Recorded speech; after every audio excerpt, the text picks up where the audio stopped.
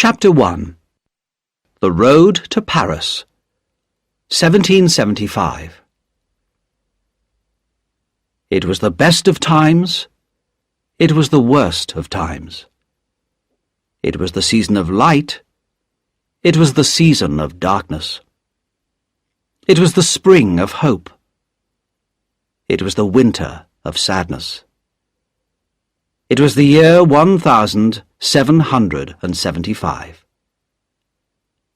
In France there was a king and a queen, and in England there was a king and a queen. They believed that nothing would ever change. But in France things were bad and getting worse.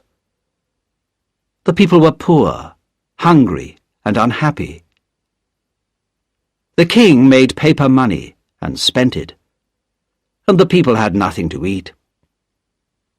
Behind closed doors in the homes of the people, voices spoke in whispers against the king and his noblemen. They were only whispers, but they were the angry whispers of desperate people. Late one November night, in that same year, 1775, a coach going from London to Dover stopped at the top of a long hill. The horses were tired, but as they rested, the driver heard another horse coming fast up the hill behind them. The rider stopped his horse beside the coach and shouted, "I want a passenger, Mr. Jarvis Lorry from Tellson's Bank in London." "I am Mr. Jarvis Lorry," said one of the passengers, putting his head out of the window.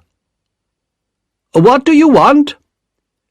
"It's me, Jerry Crancher, from Tellson's Bank, sir," cried the man on the horse. "What's the matter, Jerry?" called Mr. Lorry. "A message for you, Mr. Lorry. You've got to wait at Dover for a young lady." "Very well, Jerry," said Mr. Lorry. "Tell them my answer is, came back to life." It was a strange message, and a stranger answer. No one in the coach understood what they meant. The next day, Mr. Lorry was sitting in his hotel in Dover when a young lady arrived. She was pretty, with golden hair and blue eyes, and Mr. Lorry remembered a small child, almost a baby. He had carried her in his arms when he came from Calais to Dover, from France to England many years ago. Mr. Lorry asked the young lady to sit down. "Miss Manette," he said, "I have a strange story to tell you about one of the customers of Tellson's Bank. That's where I work." "Yes, but I don't quite understand, Mr. Lorry," said the young lady. "I received a message from Tellson's Bank asking me to come here to meet you. I understood there was some news about my poor father's money.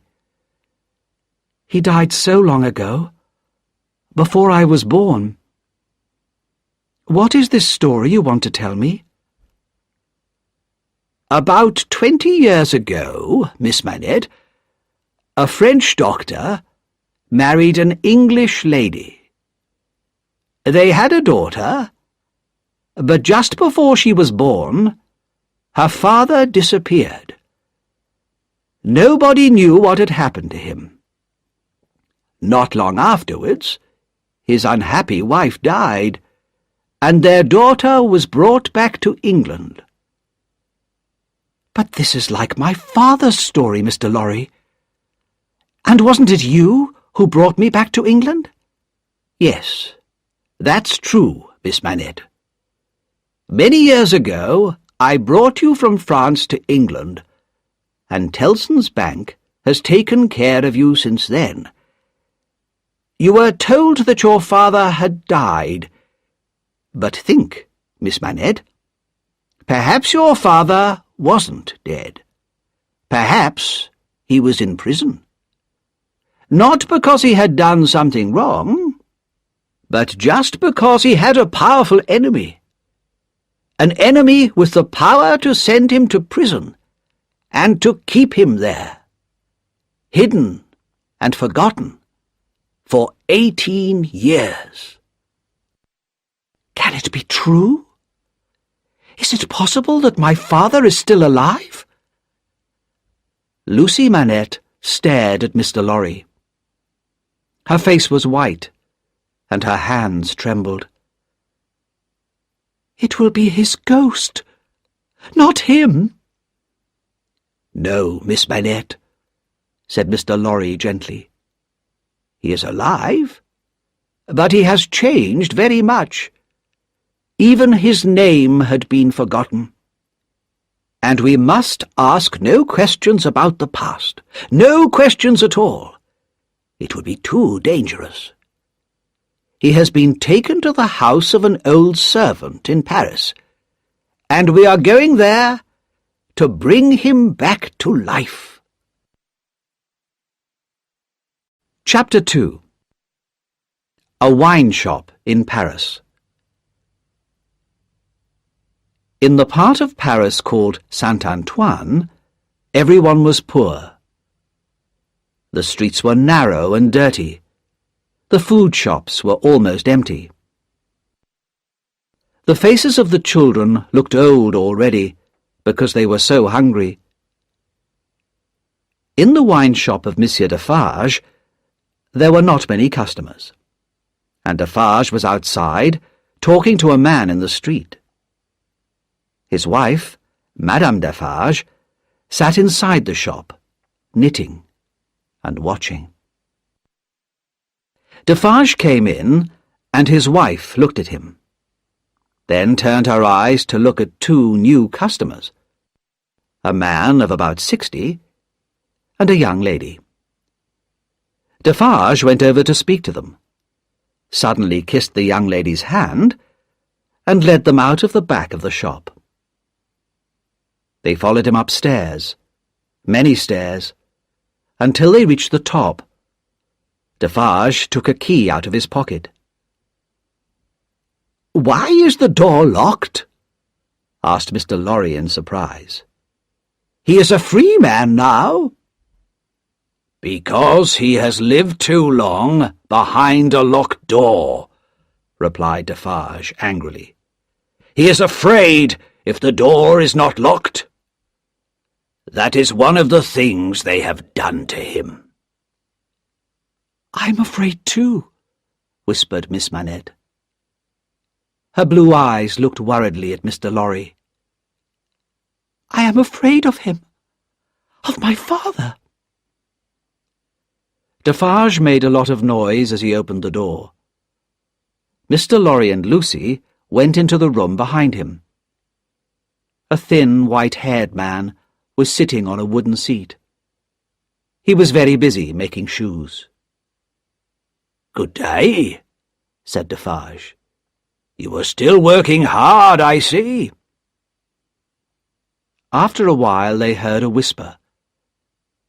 "Yes, I am still working." "Come," said Defarge. "You have a visitor. Tell him your name." "My name," came the whisper. 105, North Tower." Mr. Lorry moved closer to the old man. "Dr. Manette, don't you remember me, Jarvis Lorry?" he asked gently. The old prisoner looked up at Mr. Lorry, but there was no surprise, no understanding in his tired face, and he went back to work making shoes. Slowly, Lucy came near to the old man. After a while he noticed her. "Who are you?" he asked. Lucy put her arms around the old man and held him. tears of happiness and sadness running down her face. From a little bag, the old man took some golden hair. He looked at it, and then he looked at Lucy's hair. "It is the same. How can it be?" He stared into Lucy's face. "No, no, you are too young, too young." Through her tears, Lucy tried to explain that she was the daughter he had never seen. The old man still did not understand, but he seemed to like the sound of Lucy's voice and the touch of her warm young hand on his. Then Lucy said to Mr. Lorry, "I think we should leave Paris at once. Can you arrange it?" "Yes, of course," said Mr. Lorry. "But do you think he is able to travel?" "He will be better far away from this city, where he has lost so much of his life," said Lucy. "You are right," said Defarge. "And there are many other reasons why Dr. Manette should leave France now." While Mr. Lorry and Defarge went to arrange for a coach to take them out of Paris, Lucy sat with her father. Exhausted by the meeting, he fell asleep on the floor, and his daughter watched him quietly and patiently until it was time to go. When Mr. Lorry returned, he and Defarge brought food and clothes for Dr. Manette. The doctor did everything they told him to do. He had been used to obeying orders for so many years. As he came down the stairs, Mr. Lorry heard him say again and again, 105, North Tower." When they went to the coach, only one person saw them go: Madame Defarge. She stood in the doorway and knitted and watched, seeing everything and seeing nothing. Chapter 3. A Trial in London. 1780. Tellson's Bank in the City of London was an old, dark and ugly building.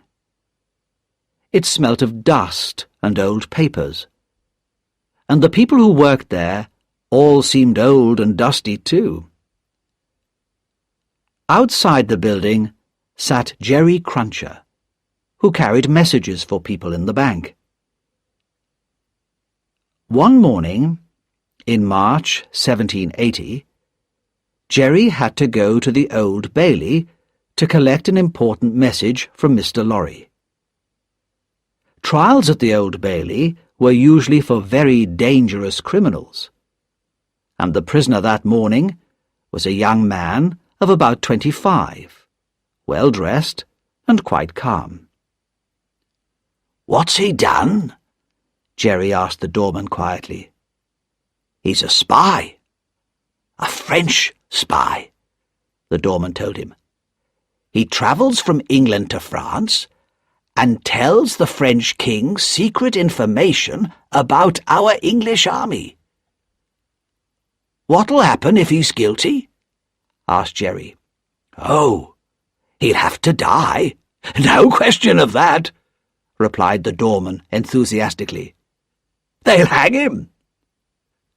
"What's his name?" "Darnay. Charles Darnay. Not an English name, is it?"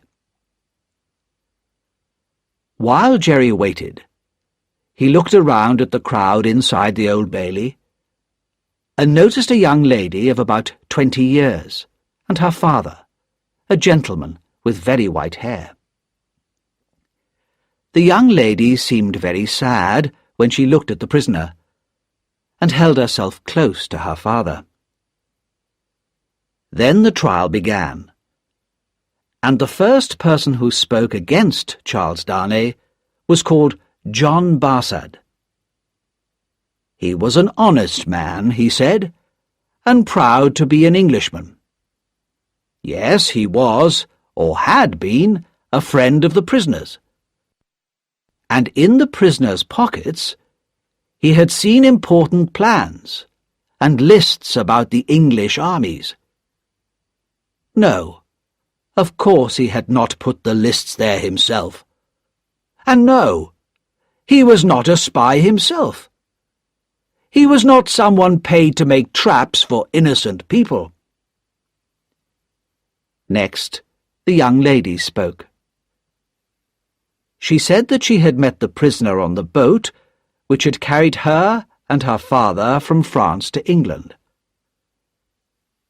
"He was very good and kind to my father and to me," she said.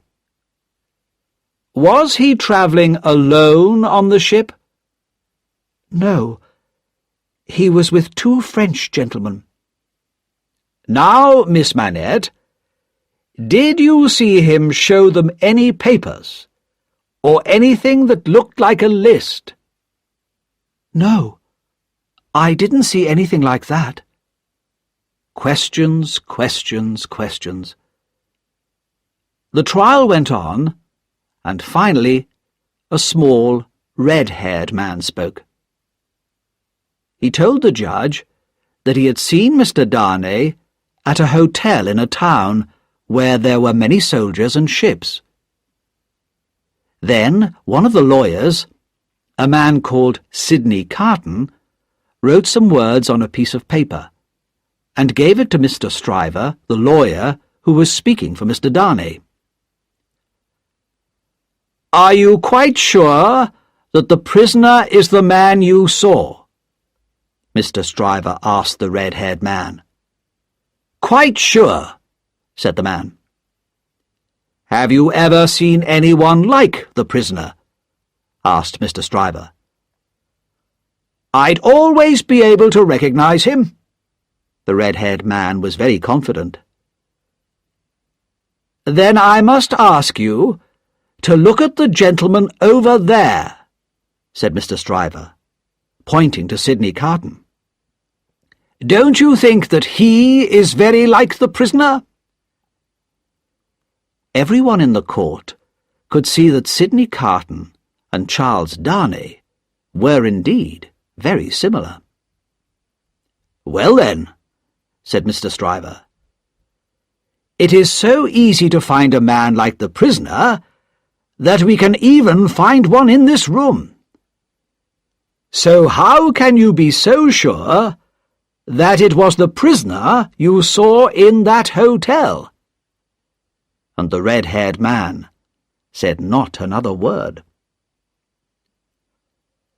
The lawyers talked and argued, and when at last the trial came to an end, Jerry Cruncher had fallen asleep. But Mr. Lorry woke him up and gave him a piece of paper. "Not guilty" were the words written on it, and Jerry hurried back to Tellson's bank with the message. Sidney Carton seemed to be a man who did not care about anyone or anything. He was Mr. Stryver's assistant. In fact, he did most of the real work for Mr. Stryver. Stryver was good at speaking at a trial, but he was not good at discovering important facts and details, especially when these details were hidden in a lot of papers. Every night, Carton studied the many papers that lawyers have to read, and he wrote down the questions which Stryver should ask at the next day's trial. And every day, Stryver asked these questions, and people thought how clever he was. Outside the Old Bailey, Mr. Darnay, now a free man, met his friends, Dr. Manette and his daughter Lucy, Mr. Jarvis Lorry, Mr. Stryver, and Mr. Carton. Dr. Manette no longer looked like the man in the room above Defarge's wine shop 5 years ago. His hair was white, but his eyes were bright, and he stood straight and strong. Sometimes his face became dark and sad when he remembered the years in the Bastille prison. At these times, only his daughter Lucy, whom he loved so much, could help him. As they stood there talking, a strange expression came over Dr. Manette's face. He was staring at Charles Darnay, but he did not seem to see him. For a few moments there was dislike, even fear in his eyes. "My father," said Lucy softly, putting her hand on his arm. "Shall we go home now?" "Yes," he answered slowly. Soon they drove off in a coach, and then Mr. Stryver and Mr. Lorry walked away, leaving Mr. Darnay and Mr. Carton alone. "It must be strange for you," said Carton, "to be a free man again, and to be standing here, talking to a man who looks just like you. Let us go out and eat together." After they had eaten, Carton said softly, "How sad and worried Miss Manette was for you today. She's a very beautiful young woman, don't you think?" Darnay did not reply to what Carton had said, but he thanked him for his help at the trial. "I don't want your thanks," replied Carton. "I have done nothing, and I don't think I like you." "Well," said Darnay, "you have no reason to like me, but I hope that you will allow me to pay the bill for both of us." "Of course, and as you are paying for me, I'll have another bottle of wine." After Darnay had left, Carton drank some more wine and looked at himself in the mirror. He was angry because Darnay looked so much like him, but was so different. Carton knew that he was a clever lawyer, and that he was a good and honest man, but he had never been successful for himself.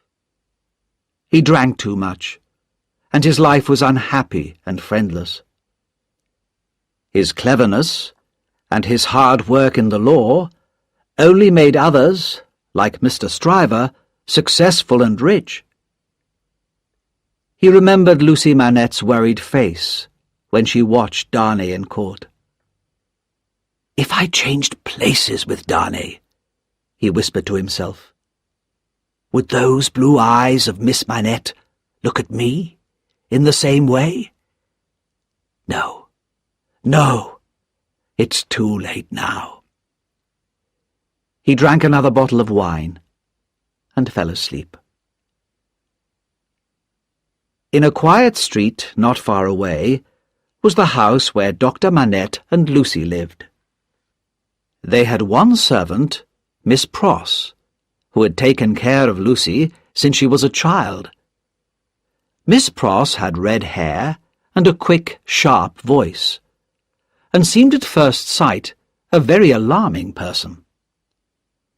But everybody knew that she was in fact a warm-hearted and unselfish friend, who would do anything to guard her darling Lucy from trouble or danger. Dr. Manette was now well enough to work as a doctor, and he, Lucy, and Miss Pross led a quiet, comfortable life. Mr. Lorry, who had become a close family friend, came regularly to the house, and in the months after the trial, Mr. Darnay and Mr. Carton were also frequent visitors. This did not please Miss Pross at all, who always looked very cross when they came.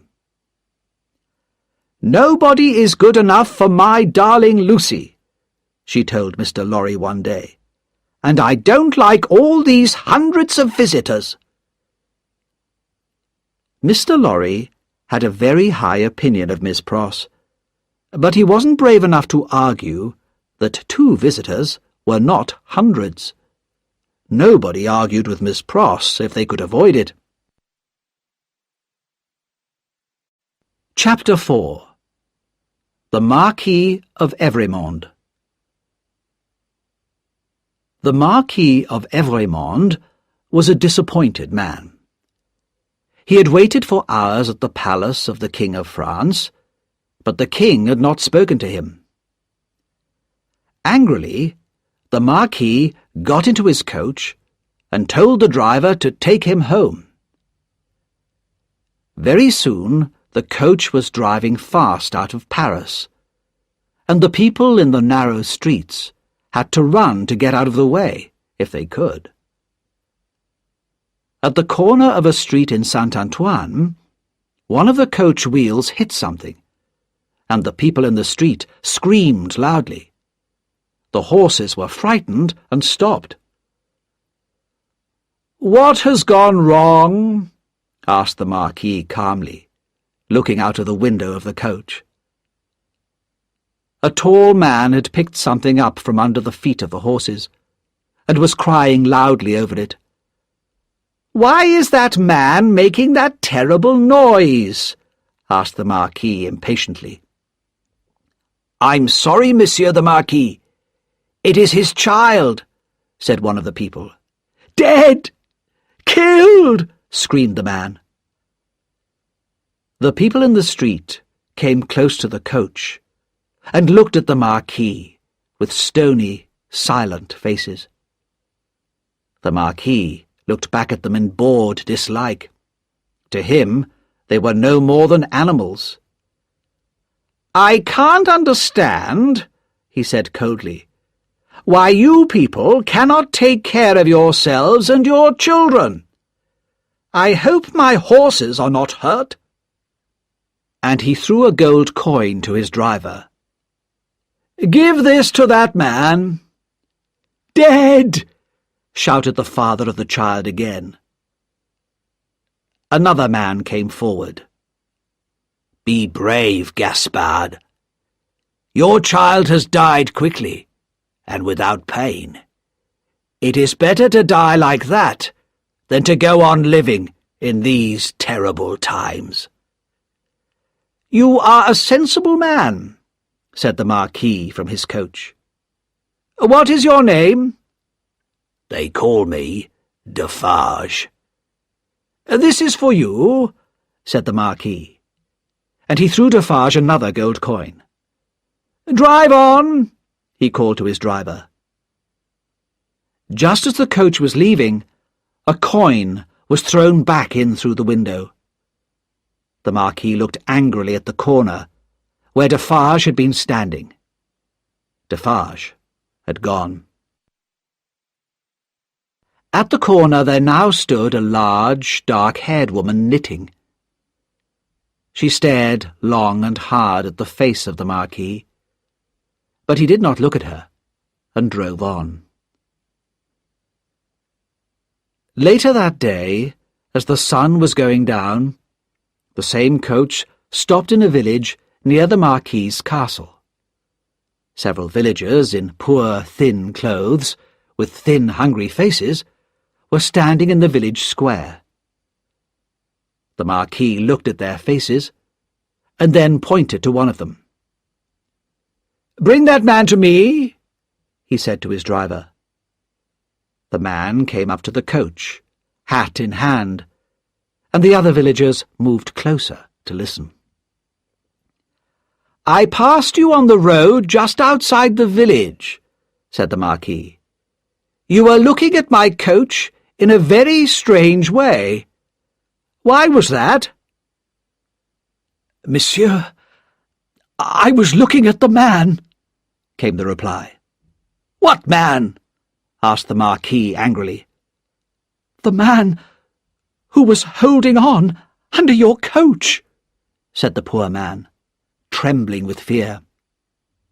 "What was he like?" "Oh, monsieur, he was white from head to foot, all covered with dust, just like a ghost." "Where is he now? What happened to him?"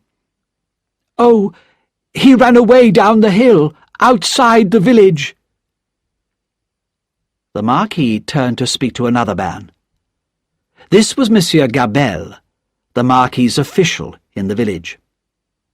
"Gabelle," the Marquis said, "watch out for this man. If he comes here, put him in prison."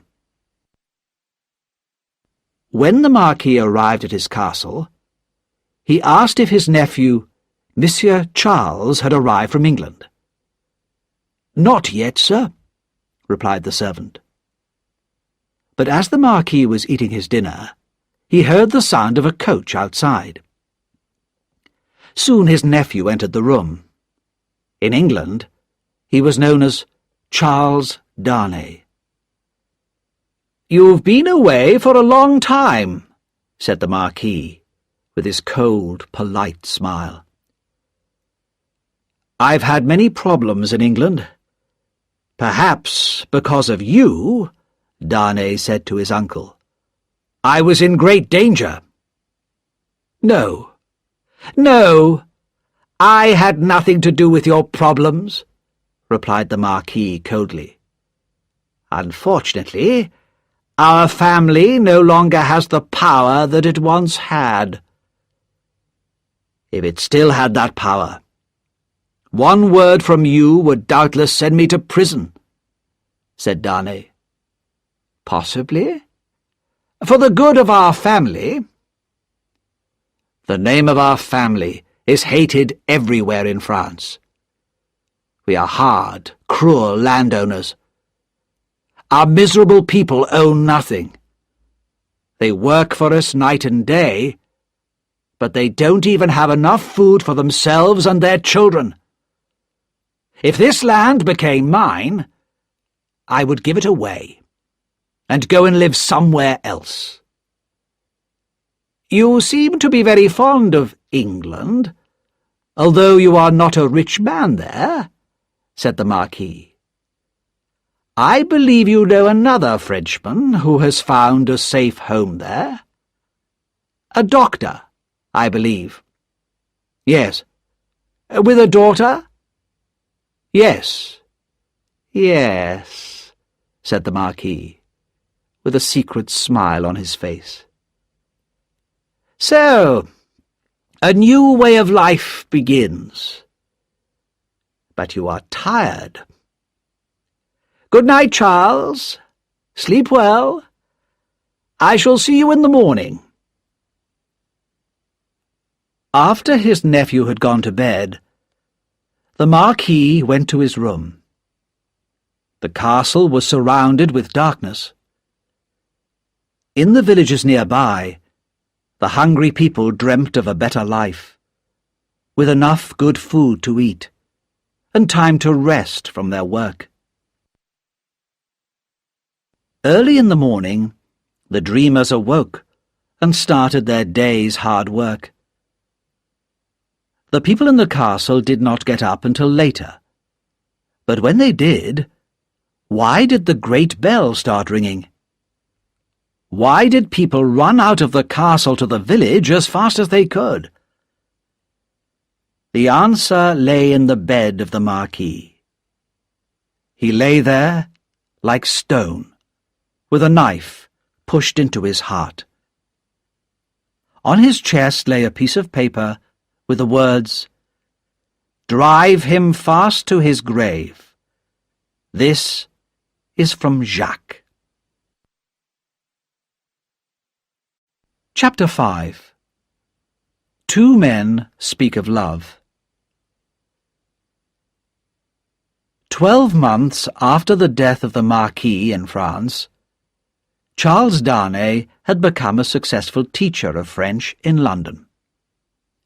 He had known, when he came to London, that he would have to work hard to earn his living, and he was successful. He was also in love. He had loved Lucy Manette from the time when his life was in danger in the Old Bailey. He had never heard a sound so sweet as her gentle voice. He had never seen a face so beautiful as hers. But he had never spoken to her about his love. The death of his uncle in France had become, over the 12 months, like a dream to him. But he had said nothing to Lucy of his feelings, nor of what had happened. He had good reason for this. But one day in the summer, he came to Dr. Manette's home in London. He knew that Lucy was out with Miss Pross, and he had decided to speak to her father. Dr. Manette was now strong in body and mind, and sad memories of his long years in prison did not come back to him often. When Darnay arrived, the doctor welcomed him warmly. "Dr. Manette," said Darnay, "I know that Lucy is out, but I have come here today to speak to you." There was a silence. "Do you want to speak to me about Lucy?" asked the doctor slowly. "Yes." "Dear Dr. Manette, I love your daughter dearly. If there was ever love in the world, I love Lucy." "I believe you," said Dr. Manette sadly. "It's very hard for me to speak of her at any time. But I believe you, Charles Darnay. Have you spoken to Lucy about your love?" "No, never." "I know how much your daughter means to you, Dr. Manette. Her love for you, and your love for her, these are the greatest things in your life and in hers. I love Lucy. With all my heart I love her. But I do not want to come between you and her. The two of you will never be separated because of me." For a moment, Dr. Manette turned his head away, and his eyes were full of fear and pain. Then he looked back at Darnay and tried to smile. "You have spoken very honestly, Charles," he said. "Have you any reason to believe that Lucy loves you?" "None." "Then what do you want from me?" "A promise.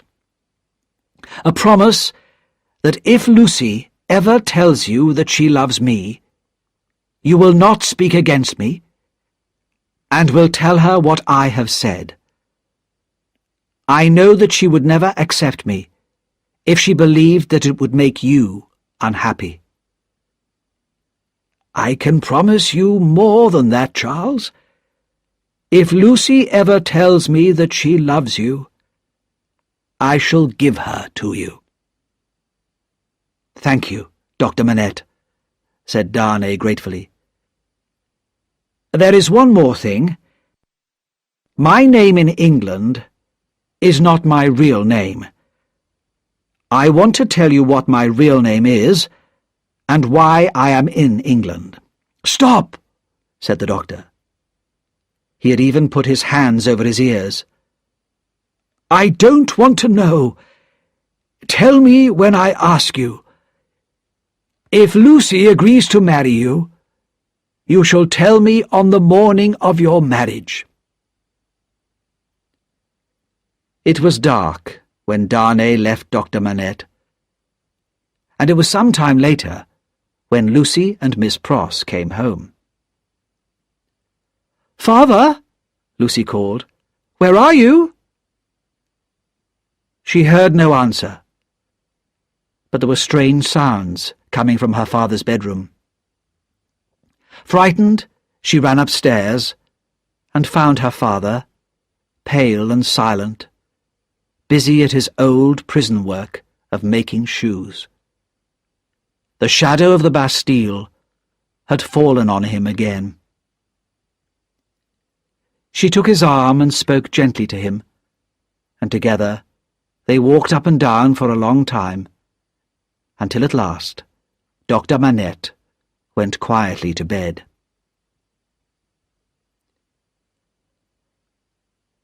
Although Mr. Carton visited Dr. Manette's house quite often, he usually said very little when he was there.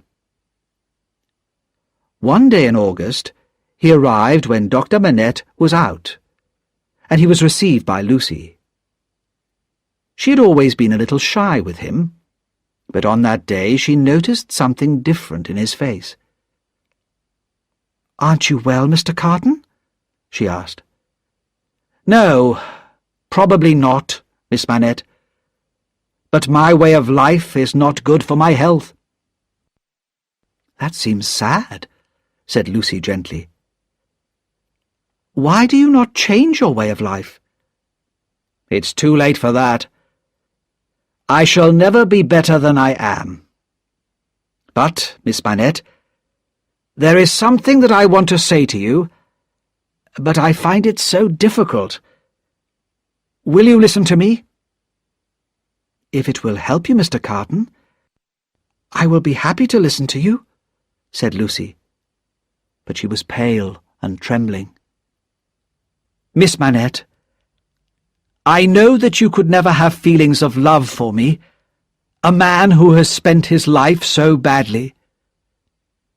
"Even without my love, Mr. Carton, can I not save you? Can I not help you?" "No, Miss Manette," said Carton. "Even if it was possible for you to love me, it is too late for me. I would only make you sad and destroy your life. But it has been a last dream of my heart to see you and your father together, to see the home that you have made for him. This has brought back old and happier memories for me." "Can I do nothing to help you?" asked Lucy sadly. "Only this, Miss Manette. Let me remember that I spoke to you of the feelings of my heart, and that you were kind and gentle towards me." "Oh, Mr. Carton, try again to change." "No, Miss Manette. It is too late. My bad habits will never change now.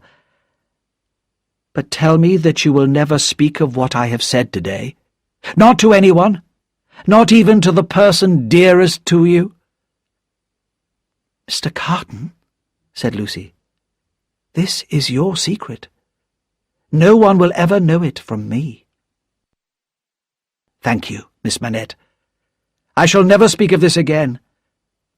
But in the hour of my death, it will be a happy memory for me that my last words of love were to you." Lucy had never heard Mr. Carton speak like this before. Tears came to her eyes as she thought of his hopeless, miserable life. "Don't cry," said Sidney Carton. "I am not worth your love. But you should know that for you, or for anyone close to you, I would do anything. Please remember always that there is a man who would give his life to keep someone you love alive and close to you. Goodbye, Miss Manette." On the day of Lucy's marriage to Charles Darnay, Mr. Lorry and Miss Pross stood, with Lucy, outside the door of Dr. Manette's room. Inside, the doctor and Mr. Darnay had been talking together for a long time. Soon it would be time to leave for the church. Lucy looked very beautiful, and Mr. Lorry watched her proudly. He talked about the day, so long ago, when he had brought Lucy, as a baby in his arms, from France to England. Miss Pross, too, had her memories, and thought fondly of her brother, Solomon. He had stolen money from her many years ago, and she had never seen him since then, but she still loved him. The door of the doctor's room opened, and he came out with Charles Darnay. The doctor's face was white, but he was calm. He took his daughter's arm, and they went out to the waiting coach. The others followed in a second coach, and soon, in a nearby church, Lucy Manette and Charles Darnay were married. After the marriage, Lucy and Charles came back to the house for breakfast, and then Lucy had to say goodbye to her father for 2 weeks, the first time they had not been together since his return from Paris. When Lucy and Charles had left, Mr. Lorry noticed a change in the doctor. A little sadness was natural, but there was a lost, frightened look in the doctor's eyes, which worried Mr. Lorry very much. When he left to go to Tellson's Bank, he whispered to Miss Pross that he would return as quickly as he could. 2 hours later, he hurried back to the house, and Miss Pross met him at the door. "Oh, what shall we do, Mr. Lorry?" she cried. "He doesn't know me, and is making shoes again." Mr. Lorry went up to the doctor's room. "Dr. Manette, my dear friend, look at me. Don't you remember me?" But Dr. Manette said nothing, and worked on in silence. Once again he was a prisoner in the Bastille, without friends or family, without even a name of his own. For 9 days and 9 nights, the shoemaker worked on, leaving his table only to sleep, eat, or walk up and down his room. Mr. Lorry sat with him night and day, talking gently to him from time to time, trying to bring his friend's mind back to the present. Then, at last, on the 10th morning, the shoemaking work was put away, and Dr. Alexandre Manette, pale but calm, was his old self again. Lucy was never told, and in the quiet and happy years that followed her marriage, Dr. Manette remained strong in mind and body. Chapter 6. Stormy Years in France. In Monsieur Defarge's wine shop in Saint-Antoine, customers came and went all the time. They came to drink the thin, rough wine, but more often they came to listen and to talk and to wait for news. One day there were more customers than usual. Defarge had been away for 3 days, and when he returned that morning, he brought a stranger with him, a man who repaired roads. "Madam," Defarge said to his wife, "this man, who is called Jacques, has walked a long way with me." One customer got up and went out. "This mender of roads," continued Defarge, "who is called Jacques, is a good man. Give him something to drink." A second man got up and went out.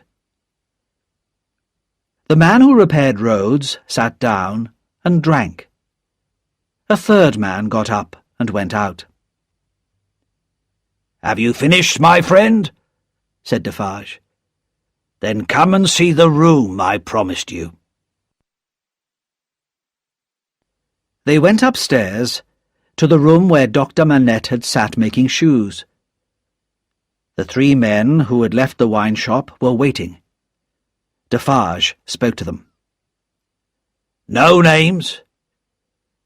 You are Jacques 1, Jacques 2, and Jacques 3. I am Jacques 4. This is Jacques 5. He brings us news of our poor friend Gaspard, whose child was killed by the Marquis's coach a year ago.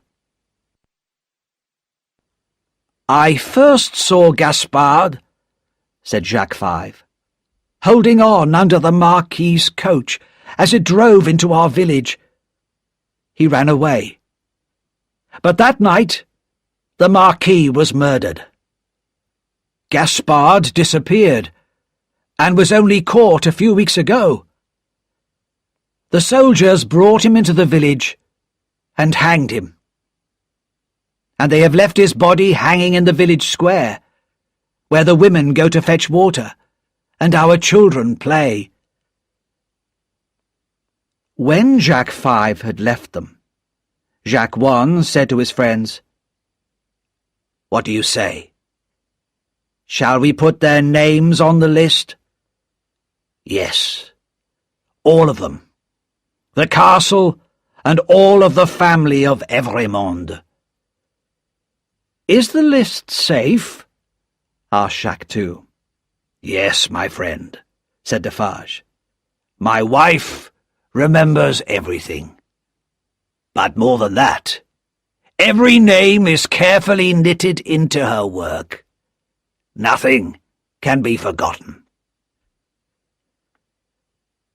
A few days later, Defarge reported to his wife some news from his friend, Jacques, in the police. "A new spy has been sent to Saint-Antoine. His name is Barsad. John Barsad. He's English." "What does he look like?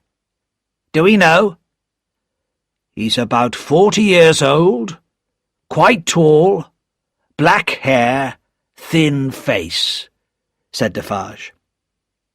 "Good," said his wife. "I'll put him on the list tomorrow."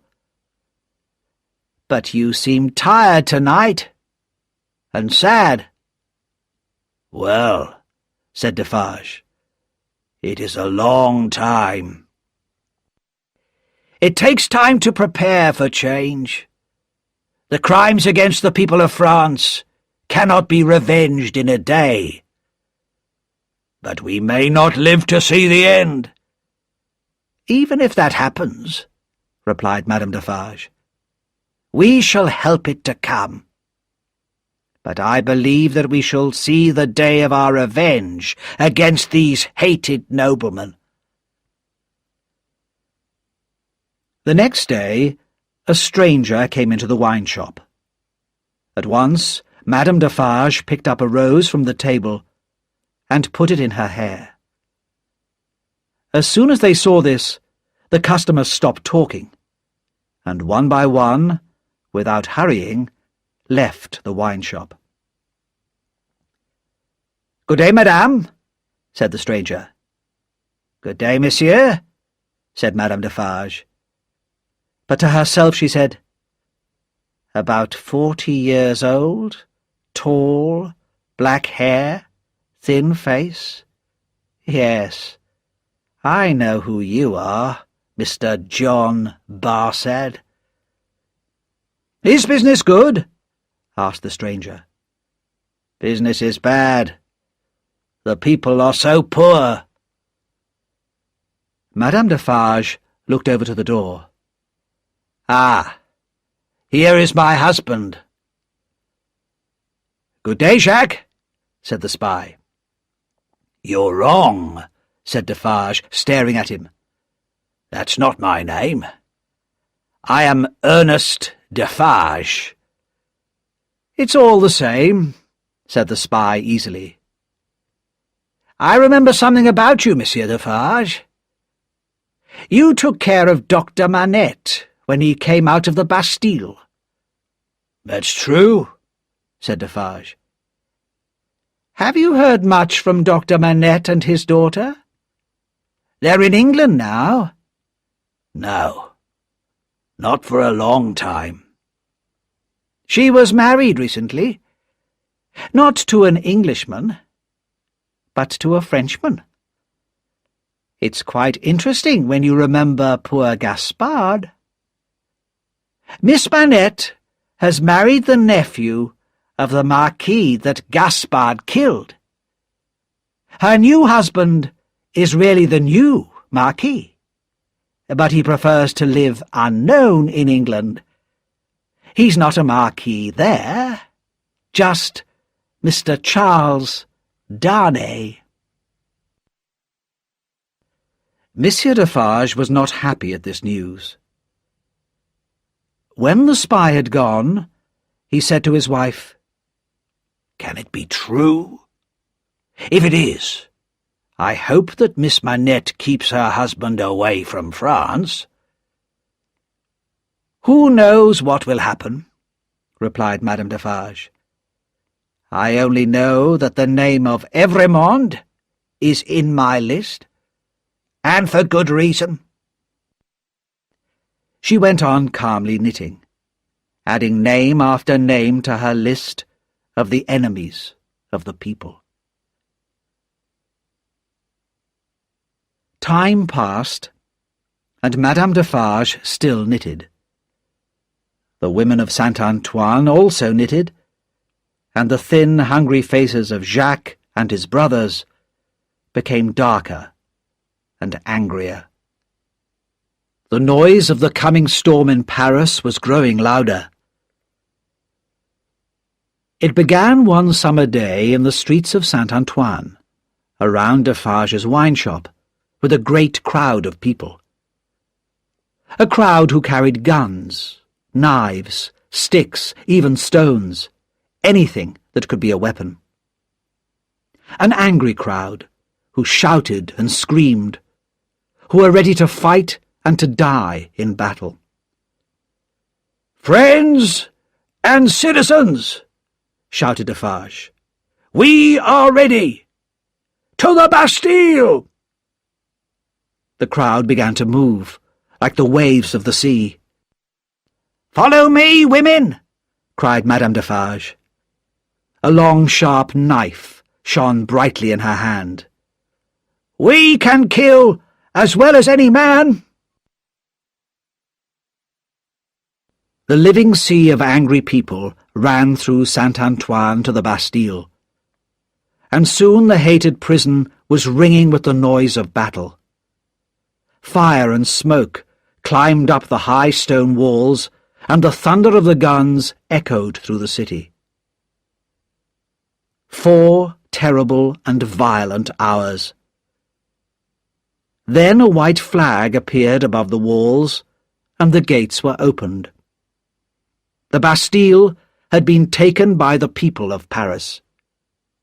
Soon the crowds were inside the building itself, and shouting, "Free the prisoners!" But Defarge put his strong hand on the shoulder of one of the soldiers. "Show me the North Tower. Take me to 105 North Tower. Quickly!" "Follow me," said the frightened man.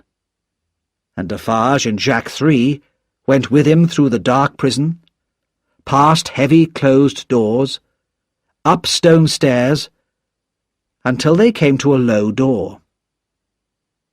It was a small room, with dark stone walls, and only one very small window, too high for anyone to look out. Defarge looked carefully along the walls. "There! Look there, Jacques III!" he cried. "A.M., whispered Jacques. "A.M. Alexandre Manette," said Defarge softly. "Let us go now." But before they left, they searched the room and the furniture very carefully, looking for small hiding places. Then they returned to the crowds below. The Bastille and its officers were now in the hands of the people, and the people wanted revenge and blood. "At last it has begun, my dear," said Defarge to his wife. It was the 14th of July, 1789. In the village where the Marquis had lived, and where Gaspard had died, life was hard. Everything was old and tired and broken down. The people, the land, the houses, the animals. In the past, everything and everybody had had to work for the Marquis, and he had given nothing in return. But now, strangers were travelling about the country. Strangers who were poor like the people, but who talked about new ideas, ideas which had started in Paris and were now running like fire across the country. The road mender, who had brought the news of Gaspard to Paris, still worked repairing the roads. One day, a stranger came to him as he worked on the road outside the village. "Jacques?" said the stranger. He shook the road mender's hand and turned to look at the Marquis's castle on the hill. "It's tonight, Jacques," he went on quietly. "The others will meet me here." It was very dark that night, and the wind was strong. No one saw the 4 men who came quietly to the castle and said nothing. But soon the castle itself could be seen in the dark sky. The windows became bright. Smoke and yellow flames climbed into the sky.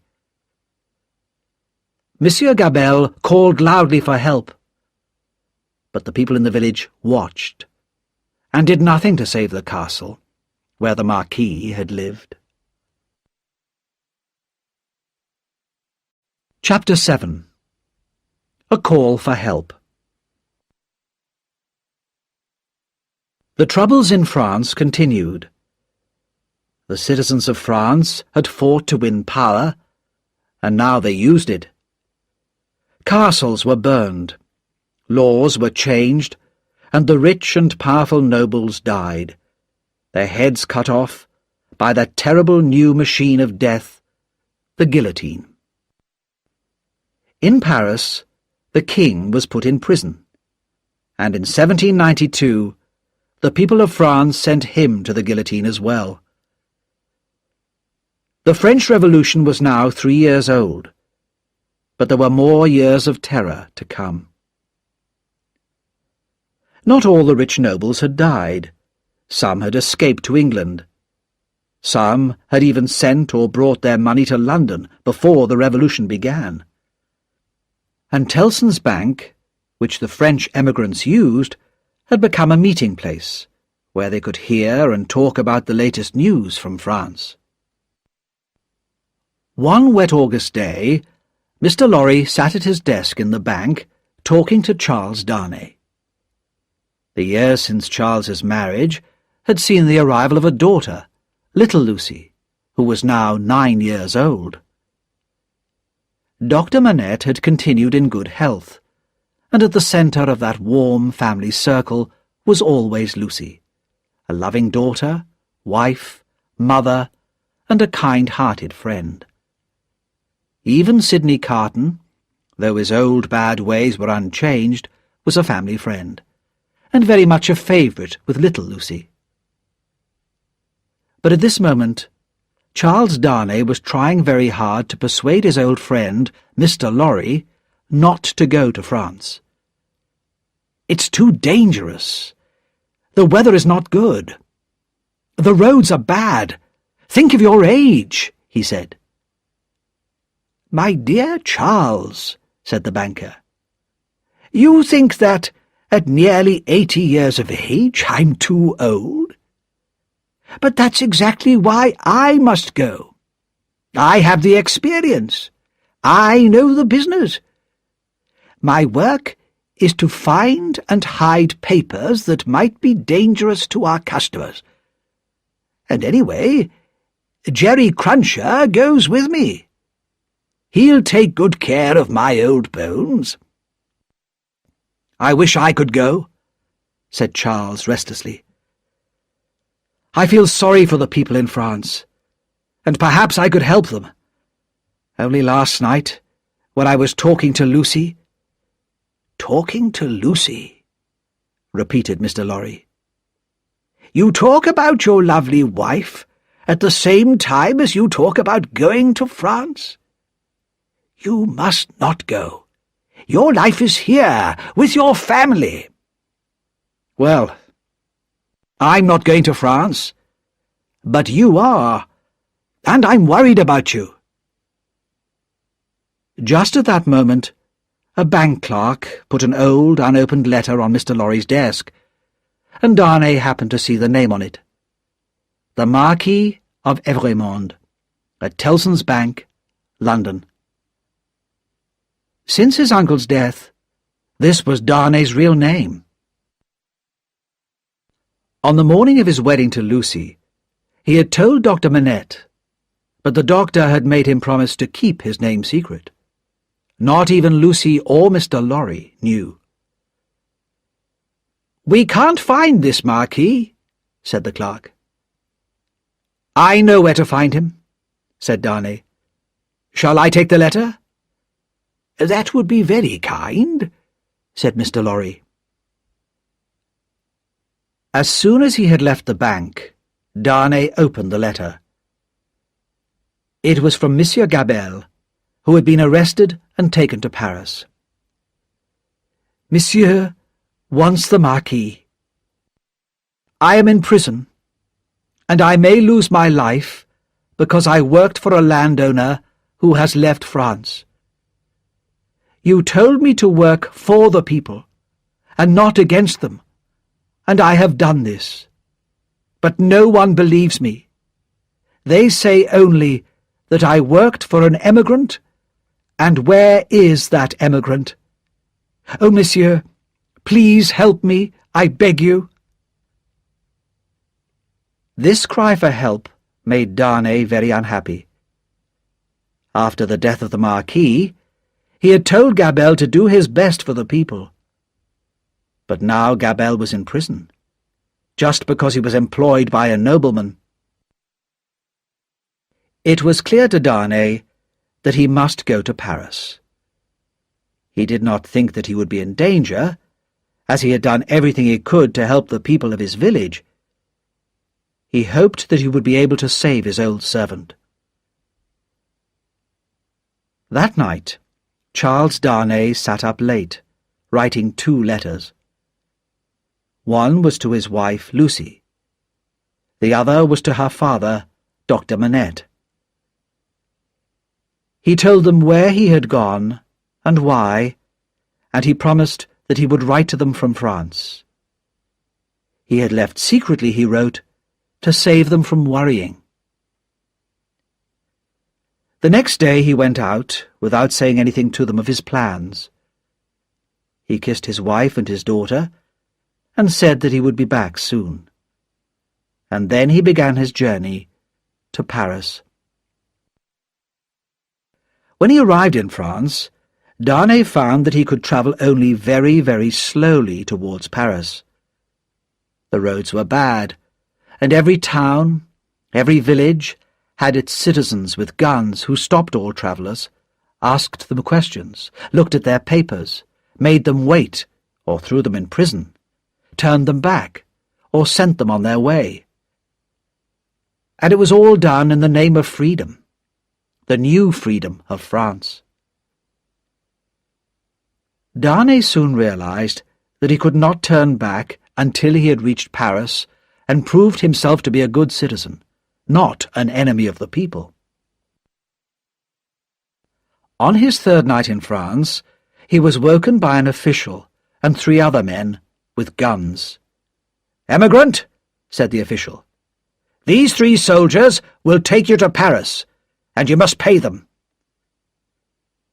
Darnay could only obey, and at 3 o'clock in the morning he left with 3 soldiers to guard him. Even with them he was sometimes in danger. The people in the towns and villages all seemed to be very angry with emigrants. But finally they arrived safely at the gates of Paris. Darnay had to wait a long time, while officials carefully read his papers, which explained the reasons for his journey. One official, seeing Gabelle's letter, looked up at Darnay in great surprise. but said nothing. Another official asked roughly, "Are you Evremond?" "Yes," replied Darnay. "You will go to the prison of La Force." "But why?" asked Darnay. "Under what law?" "We have new laws, Evremond," said the official sharply, "and emigrants have no rights. You will be held in secret. Take him away." As Darnay left, the first official said quietly to him, "Are you the man who married the daughter of Dr. Manette?" "Yes," replied Darnay in surprise. "My name is Defarge, and I have a wine shop in Saint-Antoine. Perhaps you have heard of me." "Yes. My wife came to your house to find her father." "Why did you come back to France? It will be very bad for you." Darnay was taken to the prison of La Force, and put in a cold, empty room with a locked door, and bars across the windows. He thought of Dr. Manette, and his many years alone forgotten in the Bastille. "Now I, too, have been buried alive," he thought.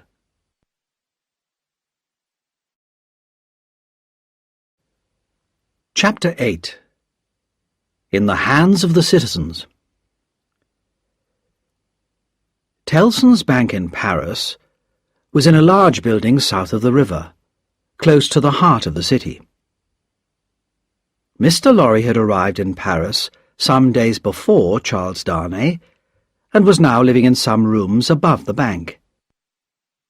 One evening, looking out of the window, he saw that a large grindstone had been brought into the square below. There was a wild, shouting crowd around it, busy sharpening their knives and swords and axes, which were already red with blood. With shaking hands, Mr. Lorry closed the window.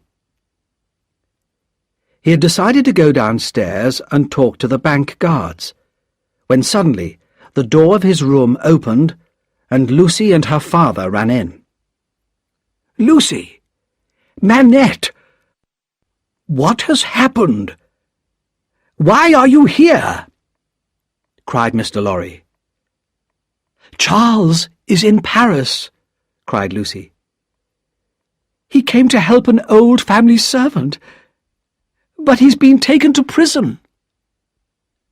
At that moment, the shouts of the crowd outside grew louder. "What is that noise?" asked the doctor. "Don't look out!" cried Mr. Lorry. "My friend," said the doctor, "I am safe in Paris. I was a prisoner in the Bastille. Everybody knows about me and how I suffered. Already people want to help me. They gave us news of Charles. Even so, don't look outside. Where is Charles?" "In the prison of La Force." "La Force? Dear Lucy, you can do nothing tonight. You must go to one of the rooms here and wait. I must talk with your father at once." Lucy kissed him and left the room. "Quick, Manette," said Mr. Lorry.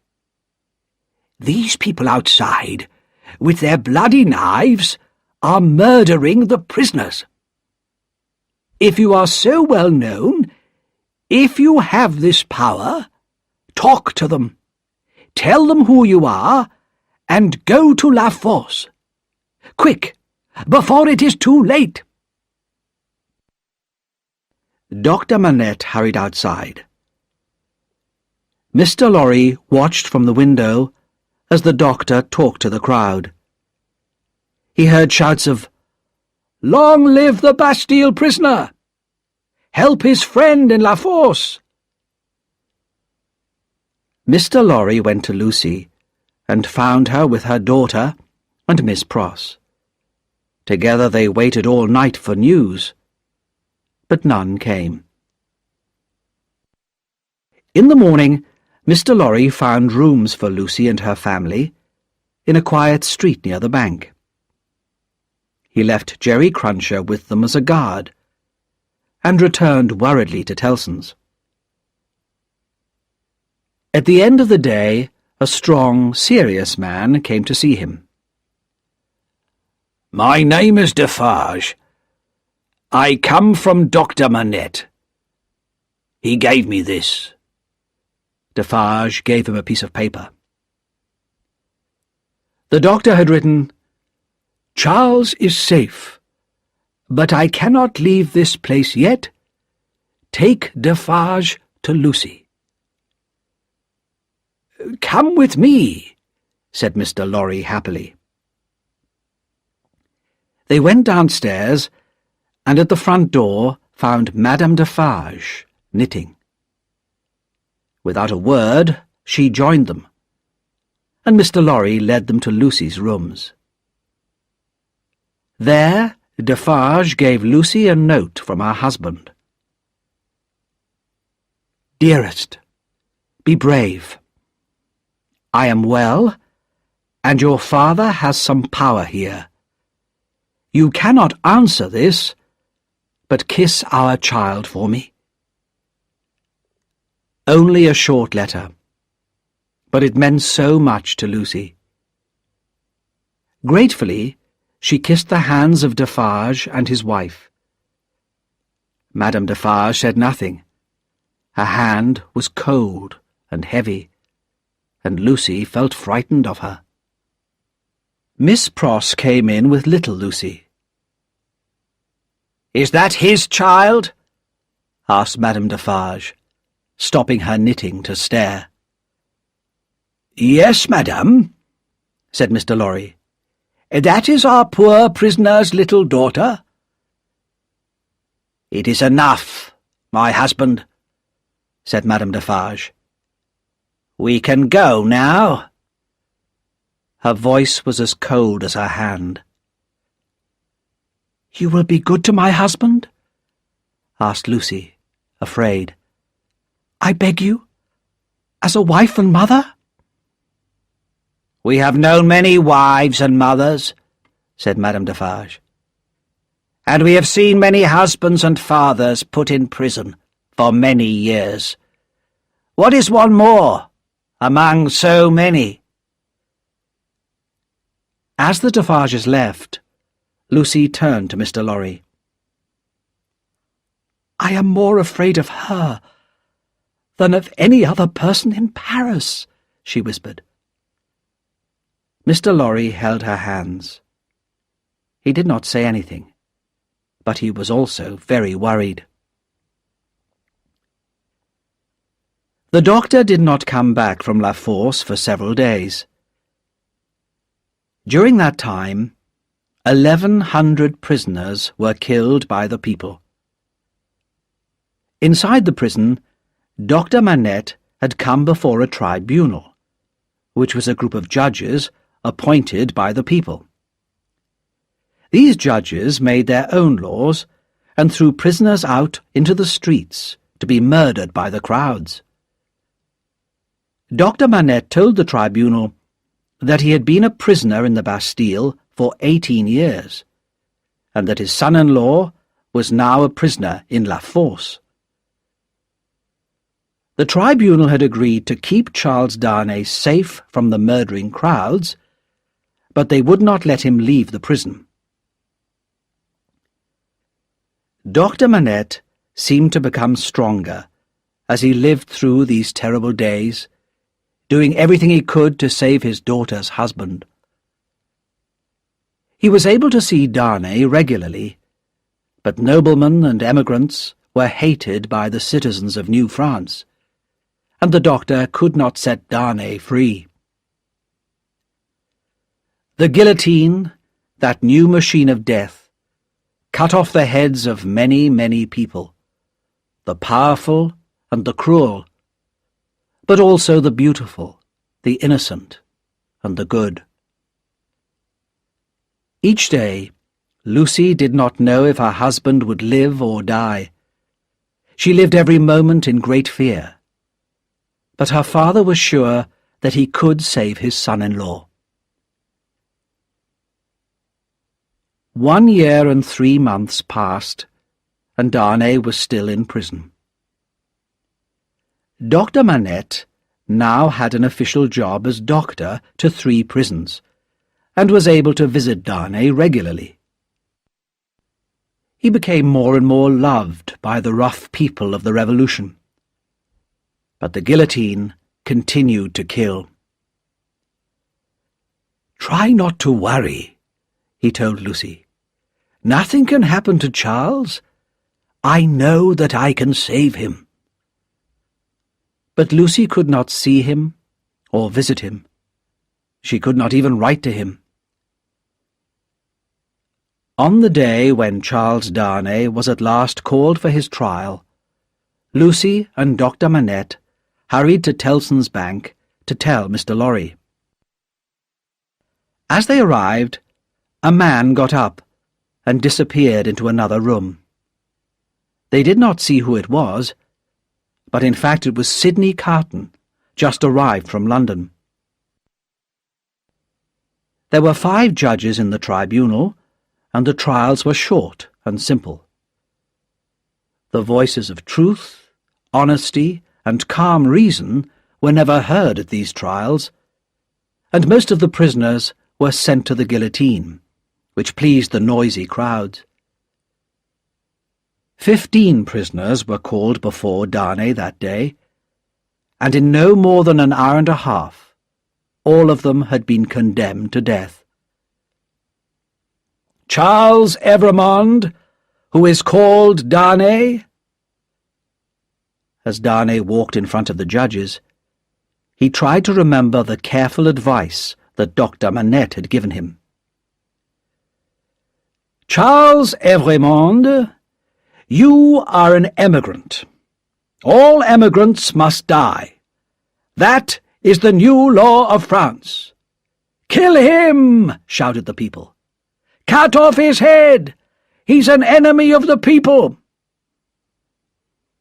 The president of the judges asked Darnay, "Is it true that you lived many years in England?"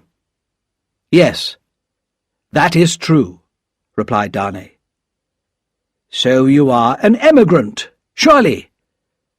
"No, not in the meaning of the law," replied Darnay. "I earn my own living in England. I have never wanted or used the name of Marquis, and I did not want to live by the work of the poor people of France. So I went to live and work in England, long before the Revolution." "And did you marry in England?" "Yes. I married a Frenchwoman, the daughter of Dr. Manette, a prisoner of the Bastille, and a well-known friend of all good citizens." These words had a happy effect on the crowd. Those who had shouted for his death now shouted for his life. Then Monsieur Gabelle and Dr. Manette spoke for Charles Darnay. The doctor spoke well and clearly, and was very popular with the crowd. When he had finished, the judges decided that the prisoner should be set free, and the crowd shouted their agreement loudly. Soon they were carrying Darnay in a chair through the streets of Paris to Dr. Manette's house. Lucy was waiting there, and when she ran out and fell into the arms of her husband, the men and women in the crowd kissed one another and danced for happiness. Darnay and Lucy were together again, safe and happy. "I told you that I would save him," said Lucy's father proudly. "Well, I have saved him. And you must not worry now." But Lucy was still worried. So many innocent men and women had died for no reason, and every day brought more deaths. A shadow of fear and hate lay over France, and no one knew what dangers the next day would bring. It was not possible to leave Paris at once, as Charles did not have the necessary papers. They must live quietly, and hope to leave as soon as they could. But that night, when Dr. Manette, Charles, and Lucy were sitting together, they heard a loud knock at the door. "What can this be?" said Lucy, trembling. "Hide Charles! Save him!" "My child," said the doctor, "I have saved him. He is a free man." But when he opened the door, 4 rough men pushed their way into the room. "The citizen Evrémonde, where is he? He is again the prisoner of the people." "I am here," said Darnay. "But why am I again a prisoner? You are accused by citizens of Saint-Antoine." Dr. Manette had said nothing. He seemed to be made of stone. But suddenly he spoke. "Will you tell me who has accused my son-in-law?" "I shouldn't tell you this," said one of the men. "But Citizen Evrémonde, called Darnay, is accused by Monsieur and Madame Defarge, and by one other person." "What other?" "You will hear that tomorrow," replied the man. Chapter 9. The Spy. While this was happening, Miss Pross was out shopping for the family. Jerry Cruncher was with her, and they had just gone into a wine shop when Miss Pross suddenly stopped, looked at one of the customers, and cried out in a loud voice, "Oh, Solomon! Dear Solomon! I've found you at last, dear brother! But whatever are you doing here in Paris?" "Don't call me Solomon. You'll get me killed. Pay for your wine, and come outside," said the man, in a low, frightened voice. They went outside. "You mustn't recognize me here," said the man. "It's not safe. Go your way, and let me go mine." Miss Pross began to cry at these unbrotherly words, and Jerry Cruncher stepped forward to stare in the man's face. "Wait a minute," said Jerry. "Is your name John Solomon, or Solomon John? Your sister calls you Solomon. I know that your name's John. I remember that. But your other name wasn't Pross, at that Old Bailey trial. What was your name then?" "Barsad," said another voice. "Yes, Barsad. That's it," cried Jerry. He turned round and saw Sidney Carton standing behind him. "Don't be alarmed, my dear Miss Pross," said Carton, smiling at her. "But I'm afraid I have to tell you that your brother is a spy for the French prisons." Solomon Pross, also Barsad, went pale. "That's not true." "I saw you come out of the conciergerie today. I followed you," said Carton, "and I found out what you do, and I've decided that you may be able to help me. Come with me to the office of Mr. Lorry." After a short argument, which Carton won, Barsad followed him to Mr. Lorry's office. "I bring bad news," Carton said to Mr. Lorry. "Darnay has been arrested again." "But I was with him only 2 hours ago," cried Mr. Lorry. "He was safe and free." "Even so, he has been arrested and taken to the conciergerie. And I'm not sure that Dr. Manette's good name can save him this time. So we must have Mr. Barsad's help." "I will not help you," said Solomon Pross, called John Barsad. "Oh, I think you will," said Sidney Carton, "when you hear what I could say about you. Let's think. Mr. Barsad is a spy, and a prison guard. But he used to be a spy in England. Is he still paid by the English?" "No one will listen to you," said Barsad. "But I can say more, Mr. Barsad," replied Carton. Barsad had more problems than Carton knew. He could not return to England because he was wanted by the police there. And in France, before he became a prison guard for the Citizens' Revolution, he had been a spy for the King's officers. He knew that Madame Defarge, that terrible woman, had knitted his name into her list of enemies of the people. Most of those on her list had already been killed by the guillotine, and Barsad did not want to be next. "You seem worried, Mr. Barsad," said Carton calmly. The spy turned to Mr. Lorry. "Miss Pross is my sister, sir. Would you send her brother to his death, sir?" "The best thing for your sister, Mr. Barsad," said Carton smoothly, "is not to have a brother like you. I think I will inform the tribunal that I suspect you of spying for England. You will be condemned at once, I am sure." "All right," Barsad said slowly.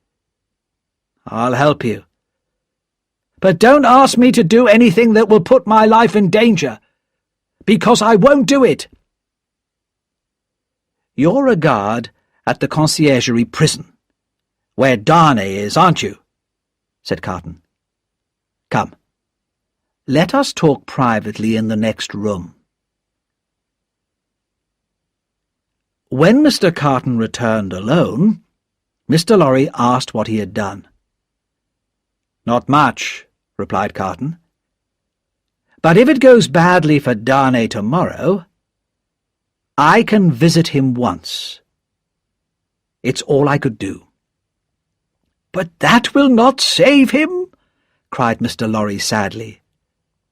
"I never said it would."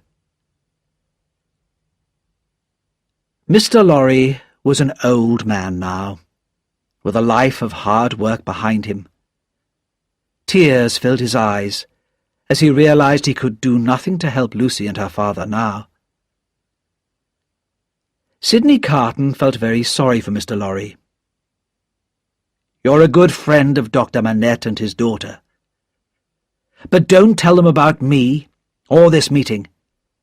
It can't help Lucy." He paused.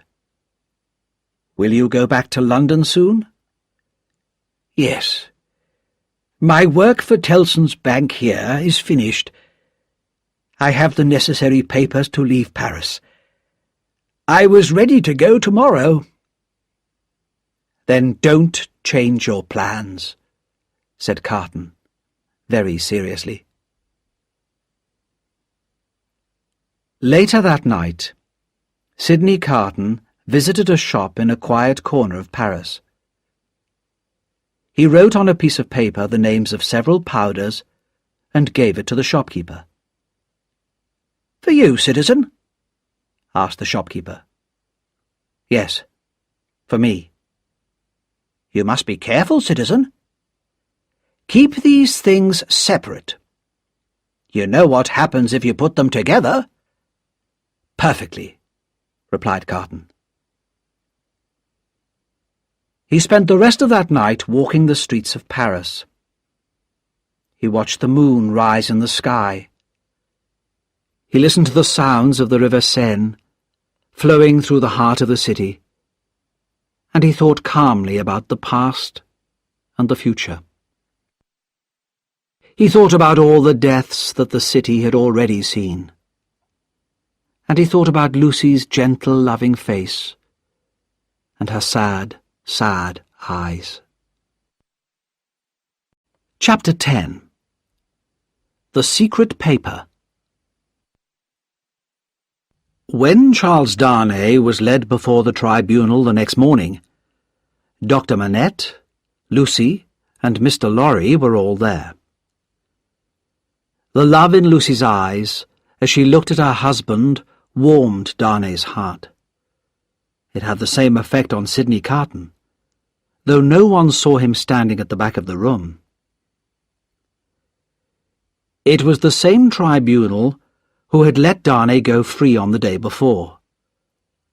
But revolution laws were not as powerful as the anger of the people.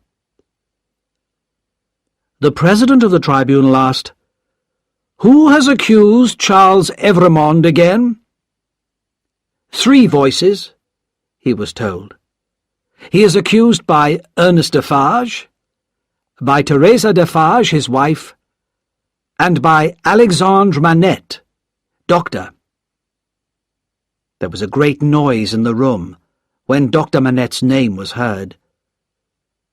When the shouting stopped, Dr. Manette stood, pale and trembling. "President, this cannot be true. You know that the man who is accused, Charles Darnay, is my daughter's husband. My daughter, and those who are dear to her, are far more important to me than my life. Where is the liar who says that I accuse my daughter's husband?" "Citizen Manette," said the president, "be calm. Nothing can be more important to a good citizen than the freedom of France."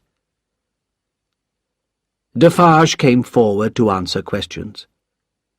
He told how he had been at the Bastille at the beginning of the Revolution, when that hated prison had been taken by the citizens. "I knew that Dr. Manette had been kept in a room known as 105 North Tower. It was the only name he had when he came to me in 1775. I went to the room, and hidden in a hole, I found a written paper. It is in Dr. Manette's writing."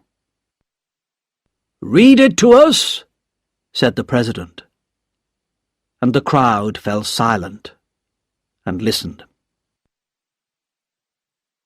"I, Alexandre Manette, write this in the Bastille in 1767.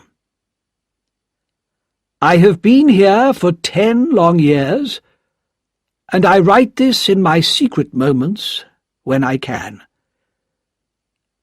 One evening, in December 1757, I was walking by the river Seine, and a coach stopped beside me. 2 men got out, and one asked me if I was Dr. Manette. When I replied that I was, they asked me to go with them, and made it clear that I could not refuse. The coach left Paris and stopped at a lonely house. I could hear cries coming from a room upstairs. When I went in, I saw a young woman lying on a bed. She was young and very beautiful. She was also very ill. She kept crying out, 'My husband, my father, and my brother.' Then she listened for a moment, and began once again, 'My husband, my father, and my brother.' I gave the girl something to make her calmer, but her feverish screams continued. Then I turned to question the 2 men. They were clearly brothers, and their clothes and voices suggested that they were noblemen, but they took care to prevent me from learning their name. Before I could speak, the older brother said carelessly, "There is another patient." In a different room, they showed me a boy of about 17. There was a sword wound in his chest, and I could see at once that he was dying. "How did this happen?" I asked. "He's just a crazy young peasant. He came here shouting about revenge, and made my brother fight him." The older brother's voice was cold and hard. He seemed to think the boy was less important than a horse or a dog. The boy's eyes looked at me. "Have you seen her? My sister?"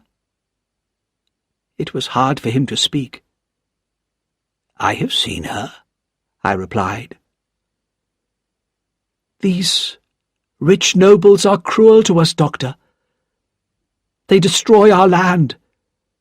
They take our food. They steal our sisters. My sister loved a man in our village. He was sick, but she married him to take care of him. But my sister is beautiful, and that nobleman's brother saw her and wanted her. They made her husband work night and day without stopping, until he dropped dead where he stood. Then they took my sister away. When my father heard what had happened, the news was too much for his poor heart, and he died suddenly. I took my younger sister to a place where she is safe, and came here to find this man. He threw some money at me, tried to buy me like a dog, but I made him pull his sword and fight me to save his life."